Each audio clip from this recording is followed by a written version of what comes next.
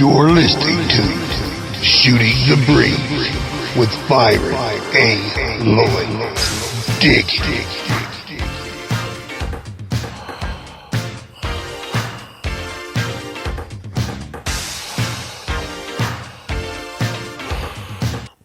All right, I'm back once again. This is What's the Deal with Hill Part 3. This is Shooting the Breeze with your man, Byron A. Lloyd. And guess what, kids? That's right, class is in session. And like I said, we were on the Benghazi, the alleged Benghazi scandal that was repeated over and over again. But as we got to the facts, and I went through each committee, and most of them are Republican-led, and in each committee, in each investigative committee, what we have found is that so far, they really didn't blame Hillary. They blamed the intelligence or lack thereof, or the confusion between the intelligence agencies, and they were getting bad intel or getting intel to the wrong channels, or the proper authorities wouldn't get the proper intelligence, or they were getting bad intelligence. You know what I mean? Basically, FUBAR, basically confusion. So we was on the 7th. I just concluded on the 7th investigative committee and their report.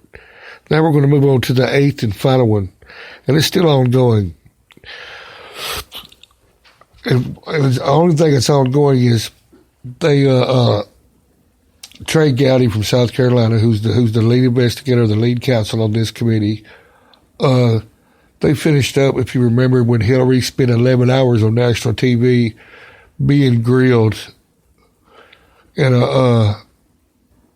of course, they found nothing because there's nothing to find. And she come out smelling like a rose. They come out looking like petulant children. You know what I mean? But the fact is that she had all the answers to all their questions. And they were supposed to release their final report last year. Then they promised they were going to, Trey Gowdy promised they was going to release it in January.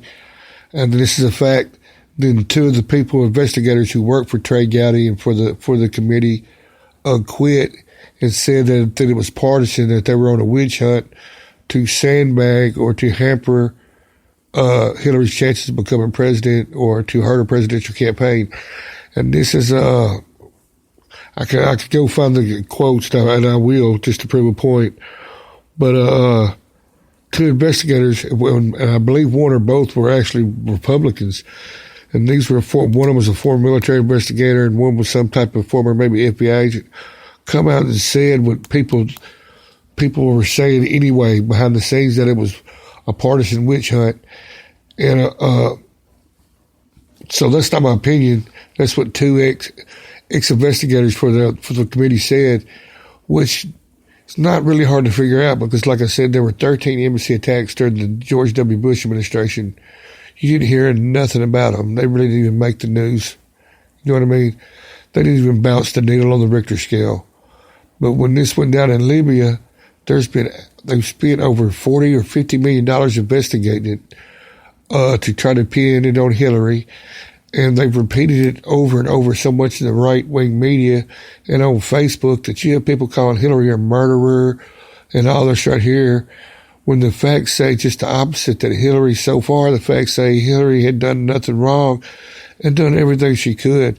At worst, they said she decreased security a couple of weeks before the attack because of bad intelligence. So once again, it's another intelligence failure. You know what I mean? And that's one thing we've been consistently good at is intelligence failures. And because there's so much secrecy and so much red tape surrounding the CIA and the NSA that nobody's ever held accountable. And you know what I mean? And you would figure we would do something to correct this because it keeps happening. Every terrorist attack that's basically happening in the United States, we knew about it in advance. You know, they knew in a year in advance about the hijackers on 9/11, that they were taking flying lessons, and all they wanted to do was learn how to fly a plane in the air. They weren't even wanting to learn how to land it.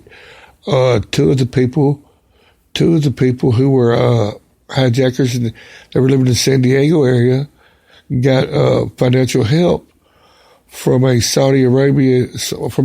diplomat from Saudi Arabia, and they said Now there's the 28 pages that they've been holding back from us ever since the investigation on 9/11.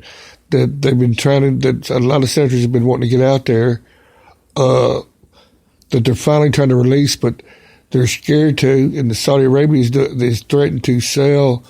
They own either bonds or T-bills, treasury bills, to the tune of like $750 million worth, almost $1 trillion worth. And they're threatening to sell all of them, which would cause economic or financial distress or an economic emergency if they were to do that. If they release the 28 pages, because the 28 pages basically says that prominent Saudi officials knew about or funded some of the hijackers. And if out of the 19 hijackers, 17 of them were from Saudi Arabia. And I'm not trying to get off on a tangent here, but Saudi Arabia is a bad actor, you know what I mean? And when we get to that, I should do a show on Islam and explain the difference between Wahhabism and what a Sunni Muslim is and what a Shia Muslim is, because a lot of people are ignorant about Islam and don't realize that Shia and Sunni Muslims hate each other. If we were to leave them alone, they try to kill each other off. They do it all the time. And how Saudi Arabia, the most fervent and radical type of Islam, is Wahhabism. And that Saudi Arabia is the home of Wahhabism, and they've spent billions of dollars of oil money, hundreds of billions of dollars of spreading this radicalized view of Islam around the world. Because let me tell you something, true Muslims aren't supposed to kill other Muslims. You know what I mean? It's against the religion to kill other Muslims. It's against the religion to kill too, just like in the Bible. But people don't realize this. There's one or two verses in the Quran that says kill non-believers. There's also a verse or two in the Bible that says the same thing. So I guess I should do a show and try to educate folks on Islam, because I've educated myself on it, because I want to know what's really going on. And the only way you can do that is to go read something, educate yourself, man.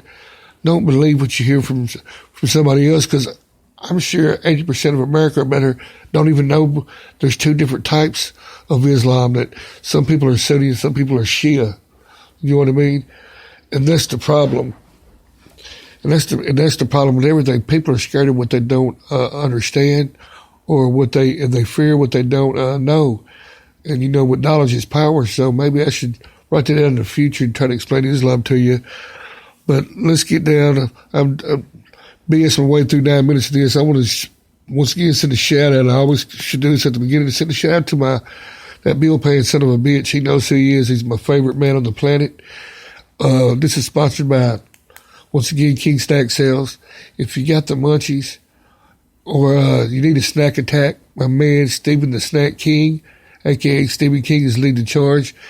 Give him a holler, 870-270-1948. Anyway, I also want to plug myself. I got a broke back, but I'm trying to do work. I started a little company called Delta Digital Marketing. So if you own a business and you want to build a website, or you want to create a social media presence and do some social media marketing, like, have a Facebook account, a Twitter account, Instagram account, any type of social media account for your company, I can build that and manage them for you, and create you a website and tie it all in together, and help you maximize your advertising dollar, man. It's a whole lot cheaper than buying a square of Yellow Pages, because nobody really reads the newspaper no more, and nobody really reads the phone book anymore. So if you want to get to the 21st century and bring your business up to speed and up to date, you just holler at me at 870-662-1157, and we'll take care of you at Delta Digital Marketing. But now let's get down to it. We got 20 left. We're on the number 8. Like I said, and one more little plug. Tomorrow, me and Chase Spreading, my arch nemesis, we're going to get it on. Ding, ding. We're going to get it on. We're going to go toe-to-toe in a debate. So hopefully you'll tune in live and watch the sparks fly. We usually make for entertaining debate and conversation. Hopefully it won't devolve down to us just talking about each other's mamas and making mama jokes. But anyway, this is my source is PolitiFact.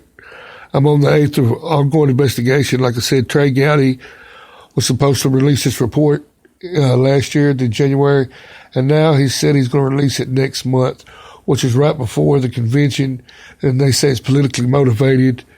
And one of the investigators that quit said the rest why he's waiting till July, so he's going to try to hamstring Hillary at the last minute since his previous attempts has failed. But here we go. The ongoing investigation 8, the House Select Committee on Benghazi.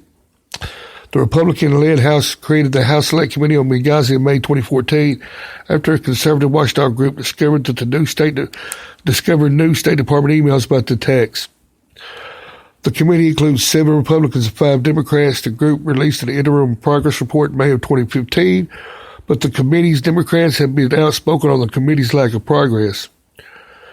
Clinton, who has faced more scrutiny over Benghazi after it was discovered she used a private email server while serving as Secretary of State.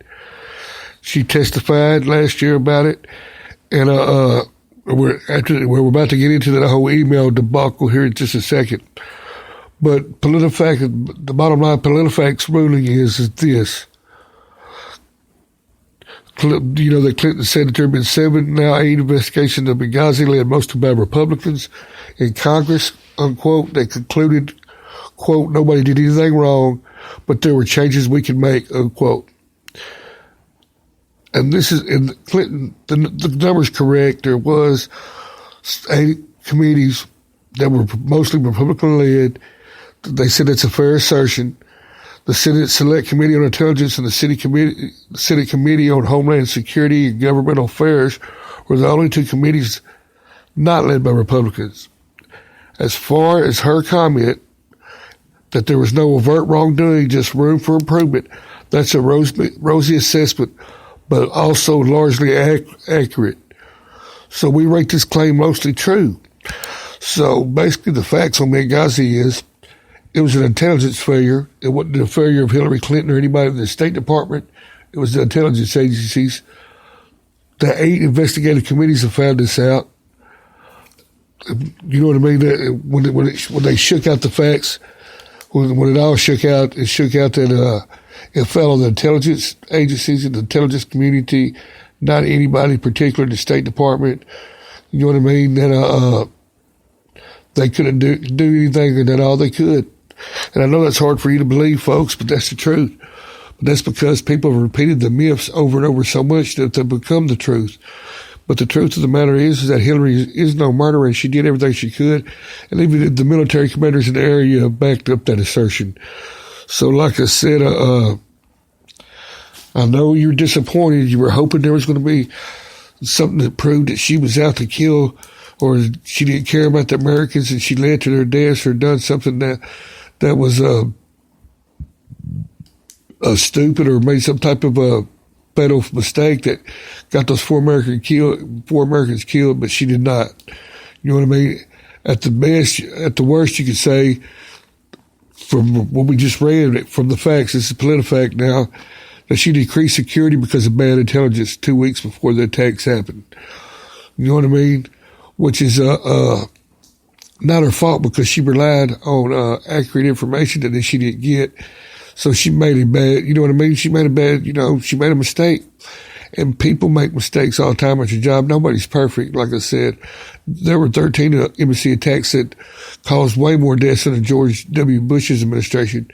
You never even heard about that on the news.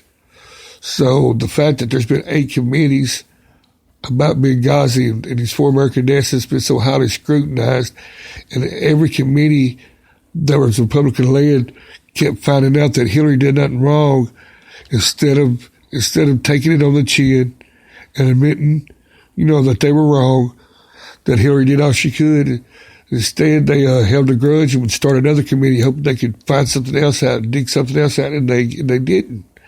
And every committee and every committee following the first found out basically the same thing, that it was an intelligence failure.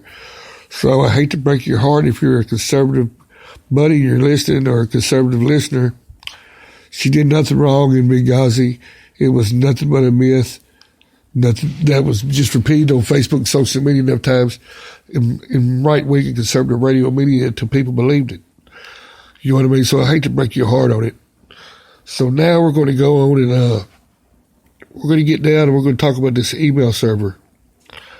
The email server, like I said, the Inspector General just come out and released his report, and it was fairly scathing, you know what I mean, a couple of weeks ago.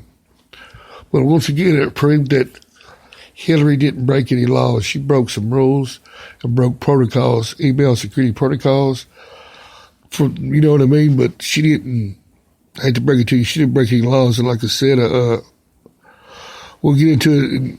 And this is from The Atlantic, which is a very prestigious and well-known magazine. It says, a State Department Inspector General report reportedly blasted Hillary for her handling of the email while Secretary of State. Rather than use the department system, Clinton set up her own email system for herself and top aides using a server at home in New York. The revelation of that system has prompted several inquiries, which I had mentioned earlier. She's currently still under investigation by the FBI. That's a fact, you know what I mean? And just because you've been investigated don't mean you're guilty of anything, because God knows they've been investigating her since 1980 at Whitewater, and you would think if she was guilty of something, they would eventually find something to stick, as she's been investigated and scrutinized more than any first lady in history by far, by leaps and bounds, and they've yet to find her even committing a misdemeanor. So either she's the slickest, slicker than Al Doo-Doo, or that all these investigations and scandals are partisan based. That's the only conclusions I can draw from it, and I'm trying to keep my opinion to a minimum to tomorrow night, and I'll tell you how I really feel. But anyway, let's get back to it. She set up the email system at her house and top aides at her home in New York, but the revelation of the system has prompted several inquiries, one by the FBI.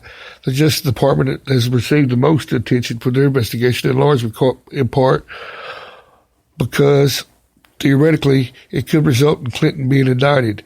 The IG's report does not carry the same threat of sanction. The report just got published, and it says it paints a damning picture. You know, the IG finds that Clinton didn't seek appropriate approval for an email workaround at the start of her tenure. That if she had done so, she would have been denied because of security concerns.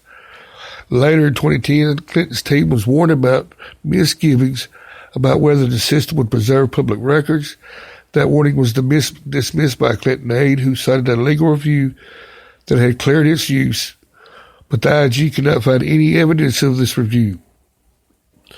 So basically what they're saying is that in the IT world, when you have a problem, we use the terminology called workaround. And it's basically exactly what it means, man. You find a way around that hurdle, that problem. You know, it's basically a plan B, if you know what I mean, a virtual plan B. And like I said, she had a workaround.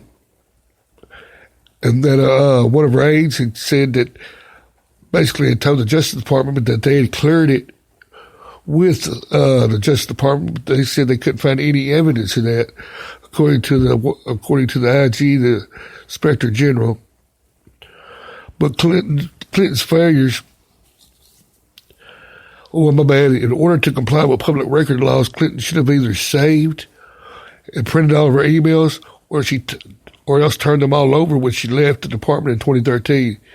Instead, she only turned them in 2 years later. And this is where the law ain't caught up with technology. There's a law that says they have to file every email she ever got. And of course, these 30,000 emails they say are missing, they're there. Trust me. Anything that goes on, makes it on the internet, stays on the internet. Everybody should know that by now. You know what I mean? You can't scrub the internet. If you put it out there, it's there. So the emails are there, but because the law is behind the times, you have to print it out. So somebody's going to have to print out by hand 30,000 emails. And let me tell you something. I've had a Gmail account going on, I don't know, since early 2000s. And I got a pretty good backup of spam and crap I didn't delete, probably 20,000 of them. I couldn't imagine the manpower and time it would take to print out all 30,000. So that's almost that's almost a legislative failure. They should do something to change that law because that's basically asinine. You know what I mean? That's so asinine. But we'll get back to it. Therefore, she should have preserved her records and created and received on her personal account by printing and filing those records with related files at the office of the secretary. So all those emails she should have printed. Can you imagine how much space 30,000 emails printed would take up? Like I said, but at the minimum, Secretary Clinton should have surrendered all emails dealing with the Department of Business before leaving the government service. And because she did not do so, she did not comply with the department policy that were implemented in accordance with the Federal Records Act. Now, in one exchange captured by the attorney, the Inspector General, Clinton's right-hand woman, Huma Abedin, she's Muslim, it's hard to pronounce her last name. I went to Fort C High School now.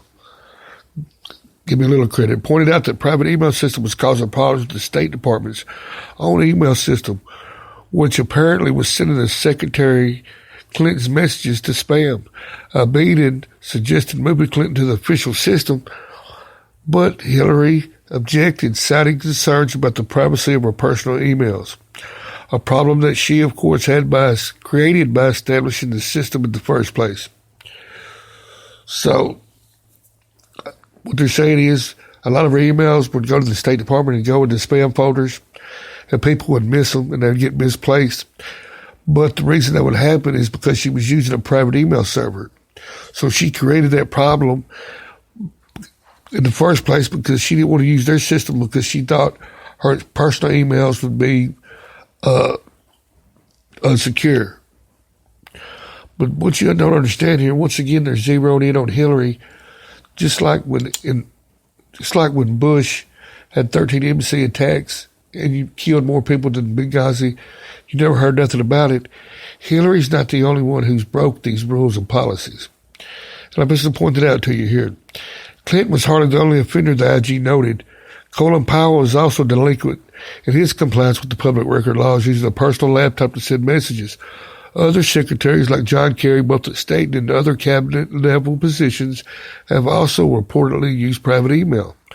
This points to a broader problem in the government, but it's hardly exculpatory for Clinton, who happens to be the only former secretary who's running for president. So other high-ranking officials, including Colin Powell and John Kerry, have done the same thing. You know what I mean? But there was nothing said about them when they did it. Is it coincidence that, once again, they blow this up into a huge mountain of scandal because she's running for president? Once again, this smells that is partisan based. It's not my opinion. I'm just telling you. These scandals with Hillary, this Benghazi myth, which turned out to be a myth, that she was cleared by 8 different committees now. 8 different committees have cleared her on this. That she did nothing wrong in Benghazi. Was it 6 of them were Republican-led? There's one last report pending. But at the same time, John Kerry, Colin Powell, and other high-ranking officials have been guilty of the same thing she's done with her email server. But we had no idea it happened. She does it, and it becomes huge news. It's, you know what I mean? That's all they talk about.